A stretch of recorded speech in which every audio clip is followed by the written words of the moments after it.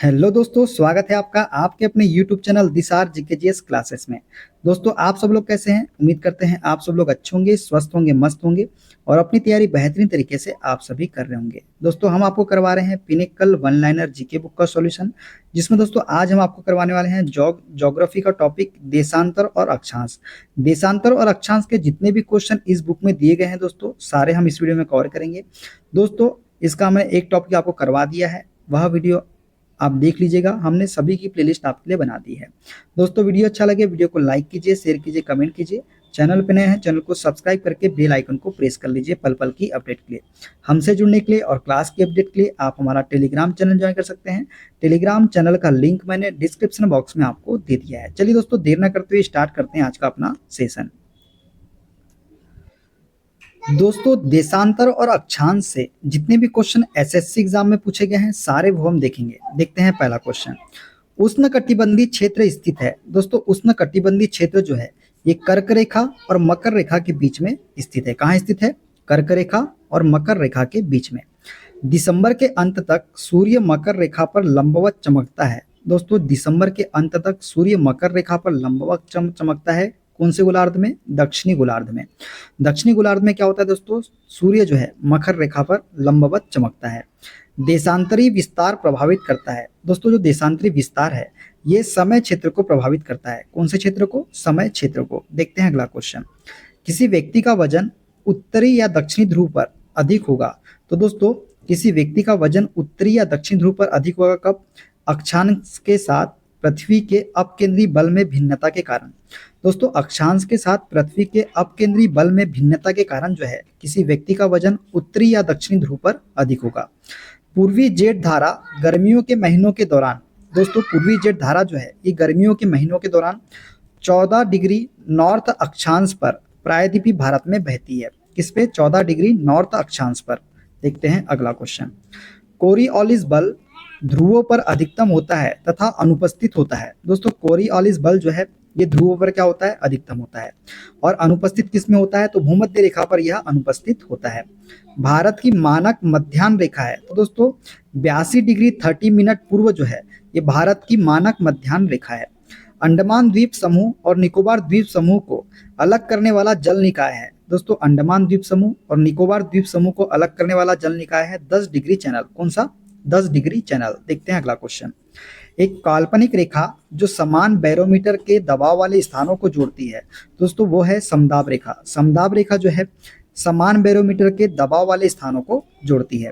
वर्ष भर दिन और रात की अवधि लगभग बराबर होती है। तो दोस्तों, वर्ष भर दिन और रात की अवधि जो है भूमध्य रेखीय क्षेत्र में बराबर होती है। देखते हैं अगला क्वेश्चन। उत्तरी गोलार्ध में हवाओं को दाईं ओर और दक्षिणी गोलार्ध में बाईं ओर विक्षेपित करने के लिए उत्तरदायी बल है। दोस्तों, उत्तरी गोलार्ध में हवाओं को दाईं ओर और दक्षिणी गोलार्ध में बाईं ओर विक्षेपित करने के लिए उत्तरदायी जो बल है ये है कोरियोलिस बल। कौन सा? कोरियोलिस बल जो है ये उत्तरदायी है।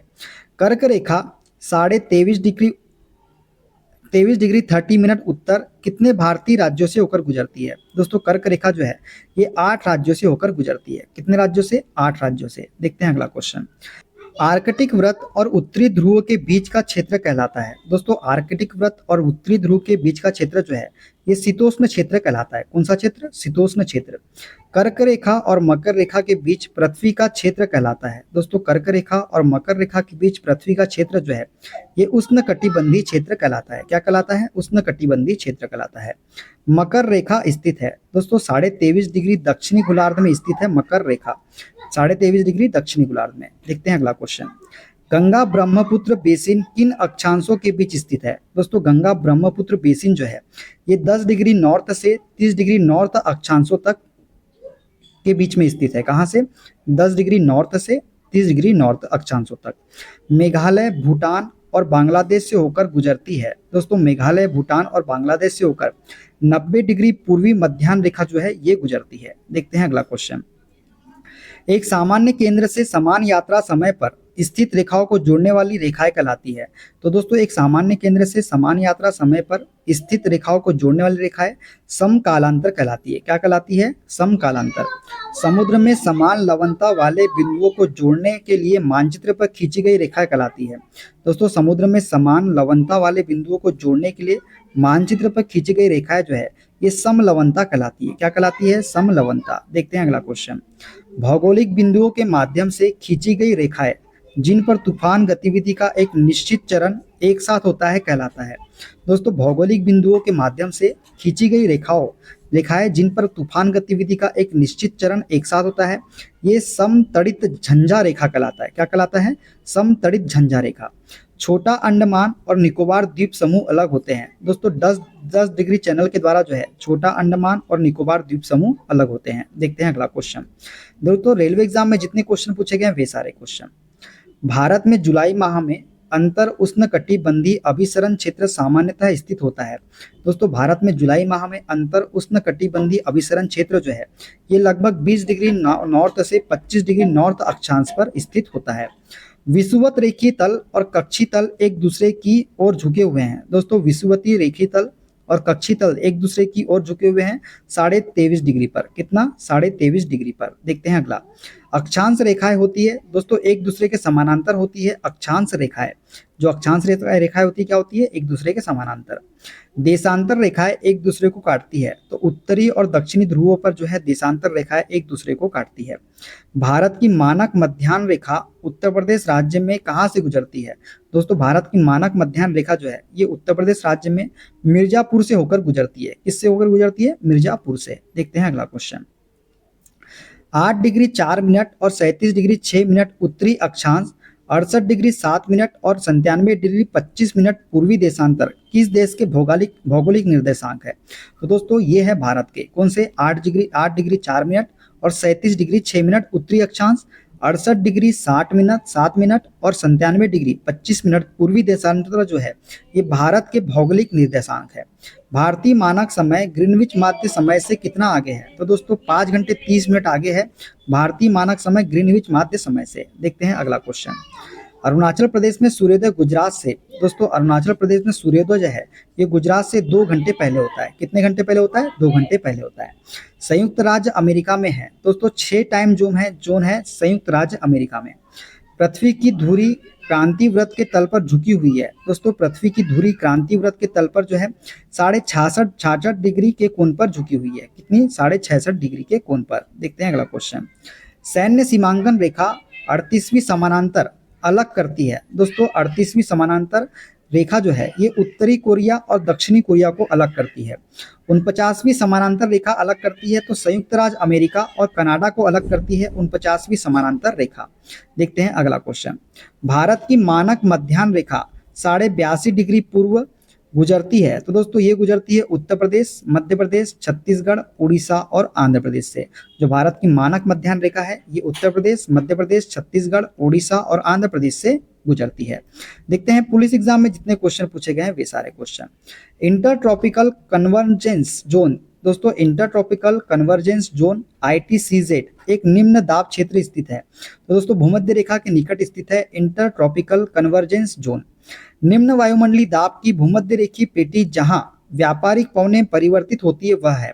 तो डोलड्रम जो है दोस्तों ये निम्न वायुमंडल दाब की भूमध्य रेखीय पेटी है जहां व्यापारिक पवनें परिवर्तित होती है। भारत में कर्क रेखा गुजरती है दोस्तों 8 राज्यों से गुजरती है। और कौन कौन से राज्य हैं वो? तो दोस्तों गुजरात हो गया, राजस्थान, मध्य प्रदेश, छत्तीसगढ़, झारखंड, पश्चिम बंगाल, त्रिपुरा और मिजोरम से होकर गुजरती है भारत में कर्क रेखा। ये 8 राज्य है। उत्तरी गोलार्ध में ग्रीष्मकालीन संक्रांति होती है। तो जून के महीने में जो है उत्तरी गोलार्ध में ग्रीष्मकालीन संक्रांति होती है। देखते हैं अगला क्वेश्चन। भारत का मानक मध्याह्न रेखा स्थित है दोस्तों 82 डिग्री 30 मिनट पूर्वी देशांतर में स्थित है भारत की मानक मध्याह्न रेखा। भारत का मानक मध्याह्न रेखा उड़ीसा, छत्तीसगढ़, उत्तर प्रदेश, आंध्र प्रदेश, मध्य प्रदेश से होकर गुजरती है। जो मध्याह्न रेखा है दोस्तों कहाँ कहाँ से होकर गुजरती है? ये गुजरती उड़ीसा से, छत्तीसगढ़ से, उत्तर प्रदेश से, आंध्र प्रदेश से और मध्य प्रदेश से। देखते हैं अगला क्वेश्चन। 90 डिग्री पूर्वी मध्याह्न रेखा गुजरती है दोस्तों 90 डिग्री पूर्वी मध्याह्न रेखा जो है मेघालय, भूटान और बांग्लादेश से होकर गुजरती है। भारतीय मानक समय रेखा गुजरती है, तो उत्तर प्रदेश के मिर्जापुर जिले से गुजरती है भारतीय मानक समय रेखा। भारतीय मानक समय आईएसटी ग्रीनविच मानक समय जीएमटी से आगे है, तो 5.5 घंटे आगे है दोस्तों भारतीय मानक समय। देखते हैं अगला क्वेश्चन। गुजरात से अरुणाचल प्रदेश तक का अनुमानित समय अंतराल है, तो लगभग 2 घंटे जो है गुजरात से अरुणाचल प्रदेश तक का अनुमानित समय अंतराल है। भारत की मुख्य भूमि देशांतर फैली हुई है दोस्तों। भारत की मुख्य भूमि देशांतर जो है ये 68 डिग्री 7 मिनट पूर्व और 97 डिग्री 25 मिनट पूर्व के बीच में फैली हुई है। एक काल्पनिक रेखा जो भारत को लगभग समान भागों में विभाजित करती है, तो कर्क रेखा जो है एक काल्पनिक रेखा है जो भारत को लगभग समान भागों में विभाजित करती है। देखते हैं डिफेंस एग्जाम में पूछे गए सारे क्वेश्चन। जलवायु मानचित्र पर समान बर्फबारी वाले स्थानों को जोड़ने वाली एक रेखा है, तो जलवायु मानचित्र पर समान बर्फबारी वाले स्थानों को जोड़ने वाली रेखा है आइसोनिफ। कौन सी? आइसोनिफ। मानचित्र पर समान धूप अवधि वाले बिंदुओं को जोड़ने वाली रेखा है, तो आइसोहेल जो है ये मानचित्र पर समान धूप अवधि वाले बिंदुओं को जोड़ने वाली रेखा है। समुद्र में समान लवणता वाले बिंदु को दर्शाने वाली रेखा है, तो आइसोहेलाइन जो है ये समुद्र में समान लवणता वाले बिंदुओं को दर्शाने वाली रेखा है। देखते हैं अगला क्वेश्चन। समान आर्द्रता वाले बिंदुओं को दर्शाने वाली रेखा, तो आइसोह्यूम जो है ये समान आर्द्रता वाले बिंदुओं को दर्शाने वाली रेखा है। समान वर्षा वाले बिंदुओं को दर्शाने वाली रेखा, तो आइसोहाइड जो है ये समान वर्षा वाले बिंदुओं को दर्शाने वाली रेखा है। समान मात्रा में बादल आवरण वाले बिंदुओं को दर्शाने वाली रेखा, तो आइसोनेफ जो है ये समान मात्रा में बादल आवरण वाले बिंदुओं को दर्शाने वाली रेखा है। देखते हैं अगला क्वेश्चन। समान भू विभव ऊंचाई को दर्शाने वाली रेखा है, तो आइसोहाइप्स जो है ये समान भू विभव ऊंचाई को दर्शाने वाली रेखा है। समान तापमान के बिंदुओं को दर्शाने वाली रेखा है, तो आइसोथर्म जो है ये समान तापमान के बिंदुओं को दर्शाने वाली रेखा है। देखते हैं अगला क्वेश्चन। जनवरी के महीने में भारत के उत्तर दक्षिण को लगभग 2 बराबर भागों में विभाजित करने वाली समताप रेखा है, तो 20 डिग्री सेल्सियस जो है ये जनवरी के महीने में भारत के उत्तर दक्षिण को लगभग 2 बराबर भागों में विभाजित करने वाली समताप रेखा है। अंडमान 20 डिग्री चैनल होगा दोस्तों, है ना, 20 डिग्री सेंटीग्रेड में 20 डिग्री चैनल होगा। अंडमान और निकोबार द्वीप समूह को अलग करने वाला अक्षांश है, तो 10 डिग्री उत्तर जो है ये अंडमान और निकोबार द्वीप समूह को अलग करने वाला अक्षांश है। भारतीय मानक समय ग्रीनविच मीन टाइम जीएमटी से कितना आगे है, तो दोस्तों भारतीय मानक समय ग्रीनविच समय से जो है 5.5 घंटे आगे है। अक्षांश का सबसे लंबा समांतर है, तो भूमध्य रेखा 0 डिग्री पर जो है अक्षांश का सबसे लंबा समांतर है। देखते हैं स्टेट पीसीएस एग्जाम में पूछे गए सारे क्वेश्चन। ये फिर से रिपीट हो गया दोस्तों, स्टेट पीसीएस वाला देख लेते हैं, ठीक है। भूमध्य रेखा सहित ग्लोब पर 1 डिग्री के अंतराल पर खींचे गए अक्षांशों की संख्या है, तो 179 जो है ये भूमध्य रेखा सहित ग्लोब पर 1 डिग्री के अंतराल पर खींचे गए अक्षांशों की संख्या है। देखते हैं अगला क्वेश्चन। कर्क रेखा और भारतीय मानक समय रेखा एक दूसरे को काटते हैं। दोस्तों कर्क रेखा और भारतीय मानक समय रेखा जो है एक दूसरे को बाघेल खंड में काटते हैं। कहाँ पे? बाघेल खंड में। आर्कटिक क्षेत्र और अंटार्कटिका निकट स्थित है। दोस्तों आर्कटिक क्षेत्र और अंटार्कटिका ये क्रमशः उत्तरी और दक्षिणी ध्रुव के निकट स्थित है। भारत का क्षेत्रफल है तो 32,87,263 वर्ग किलोमीटर भारत का क्षेत्रफल है। कितना है? 32,87,263 वर्ग किलोमीटर। देखते हैं अगला क्वेश्चन। भारत का अक्षांशीय विस्तार है। दोस्तों भारत का अक्षांशीय विस्तार है 8 डिग्री 4 मिनट उत्तर से 37 डिग्री 6 मिनट उत्तर तक। भारत का देशांतरी विस्तार है तो 68 डिग्री 7 मिनट पूर्व से 97 डिग्री 25 मिनट पूर्व तक भारत का देशांतरी विस्तार है। और भारत का ग्रीनविच कहा जाता है, तो उज्जैन को जो है भारत का ग्रीनविच कहा जाता है। तो दोस्तों ये थे सारे क्वेश्चन। वीडियो कैसा लगा कमेंट बॉक्स में जरूर बताइएगा। मिलते हैं अगले वीडियो में अगले टॉपिक के साथ। अगला हमारा टॉपिक होगा दोस्तों महाद्वीप और महासागर। कौन सा होगा? महाद्वीप और महासागर। दोस्तों वीडियो अच्छा लगे वीडियो को लाइक कर दीजिए, शेयर कर दीजिए, कमेंट कर दीजिए। अपना ख्याल रखिए। Okay bye bye, take care.